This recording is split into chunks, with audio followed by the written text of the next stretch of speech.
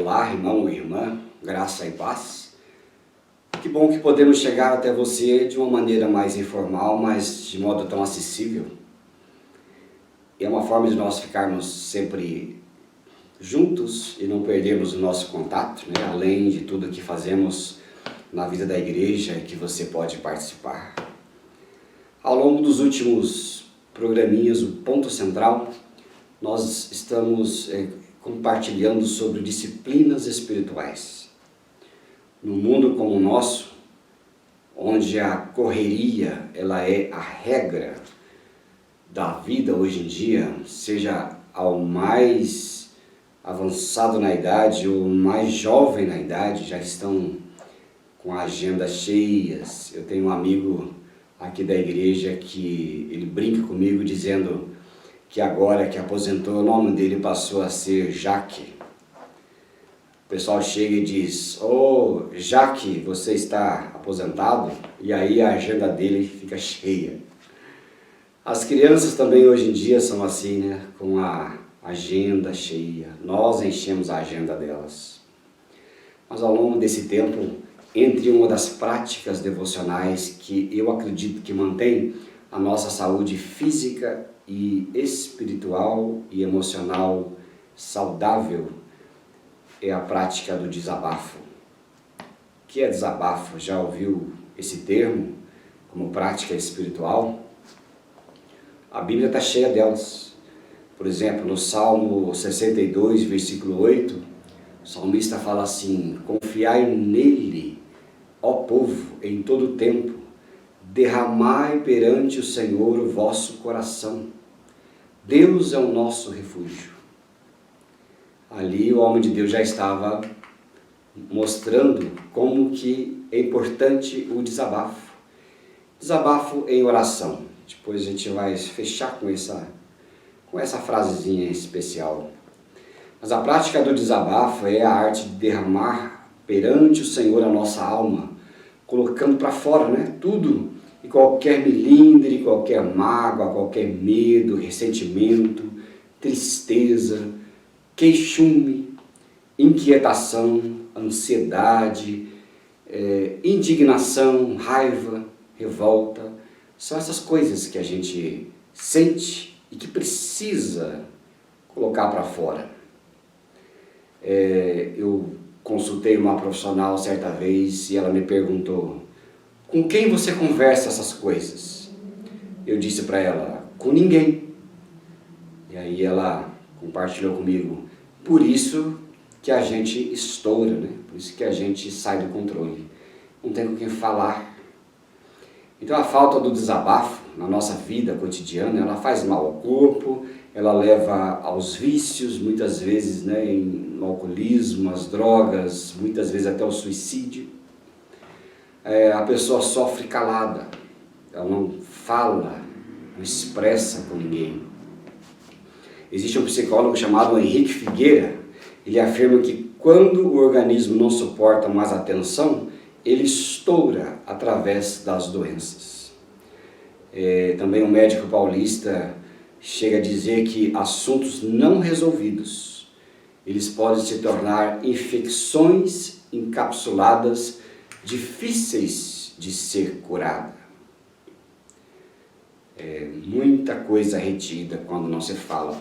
O ser humano foi feito para falar. Ou você já não percebeu isso? A gente fala sem parar, mas fala o que não precisa, muitas vezes. E o que precisa não fala.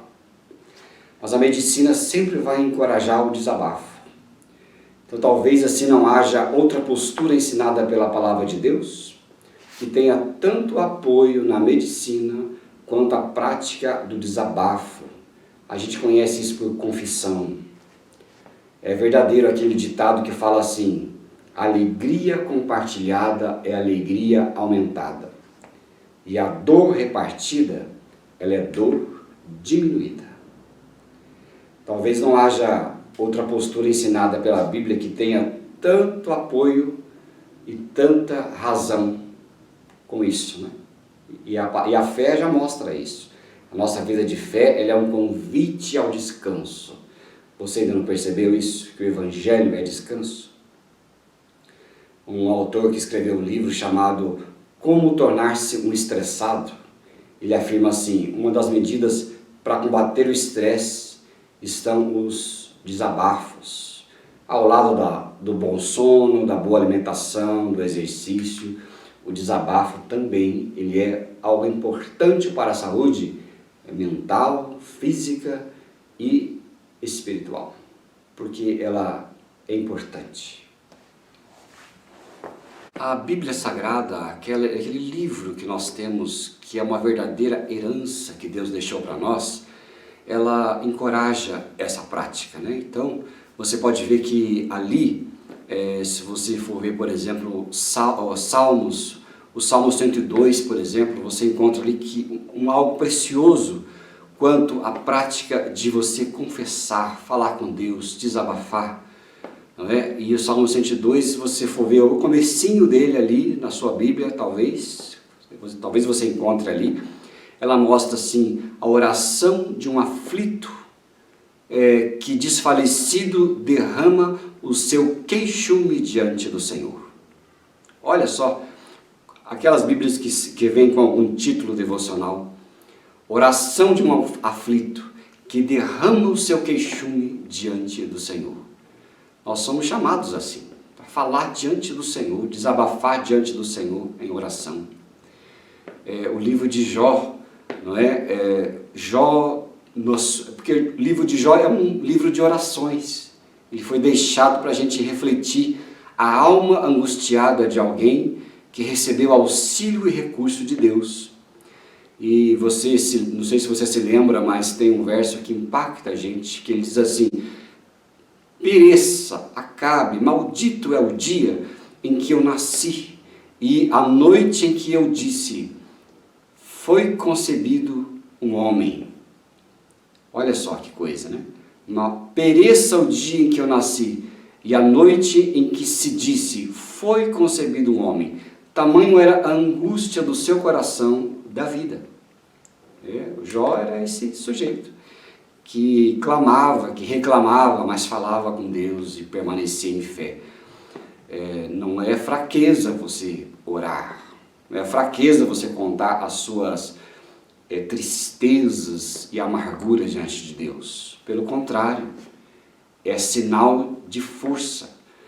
O apóstolo Paulo dizia: quando estou fraco, então é que eu sou forte. O ser humano, ele se acaba quando ele é ancorado nas suas próprias forças, até o dia que ele descobre que é muito fraco e que é completamente dependente. A maioria das suas doenças vem por causa de querer a todo custo mostrar e ser forte. Mas com quem desabafar, né? Ora, eu acho que você pode desabafar com os amigos. Feliz é aquela que tem pelo menos um amigo para desabafar. E se você tem, aproveite. Talvez com a família. A gente ficaria surpreso quanto poderíamos receber de ajuda da nossa família. Às vezes, na nossa casa, em nossa família, nós temos a postura de querer ou precisar aparentar força. E aí vivemos numa vida escondida, mascarada, egoísta, até que um dia se desaba e aí vem o auxílio. E a gente pode pensar, por que eu não pedi socorro antes para minha família? Com os profissionais, às vezes você tem que pedir ajuda a um profissional, né? Um psicólogo. Você precisa de alguém a quem prestar conta, porque se você se compromete com alguém em alguma área de mudança na sua vida ou recebe auxílio de alguém, você se obriga a prestar conta e não anda sozinho. Então, às vezes é necessário, e não é pecado não, é uma bênção. Você pode procurar um pastor, uma pastora para conversar. Você pode também falar, lógico, com Deus, em oração, em prática espiritual. A exemplo de Ezequias, de Asaf, a exemplo de Jeremias, de Ana, a mãe de Samuel, de Jesus, todos os outros crentes da Bíblia se derramavam diante de Deus em fraqueza. aquele que nós consideramos os heróis da fé não tem nada a ver com os super-heróis que nós assistimos hoje no cinema. Heróis da fé foram chamados de heróis por causa da sua fraqueza e por causa do socorro de Deus. Isto é ser herói. Já diz a sabedoria popular que a gente precisa mostrar o que somos para poder ser liberto. Fica essa motivação para você como ponto central de hoje. O que motiva o desabafo é a proximidade com Deus, e a intimidade com Ele e a certeza do seu amor, do seu cuidado incondicional. O desabafo ele deixa de ser desabafo quando não se fala mais com Deus, mas contra Ele. Aí vira murmuração. Mas o desabafo que vem na forma de oração, de disciplina espiritual, vai servir para força e virtude e graça e com saúde para nós. Que Deus te abençoe e que você continue a andar com o Senhor, a fazer da sua agenda um lugar mais precioso, onde o primeiro compromisso da vida seja andar com Ele. Aí tudo se torna fácil.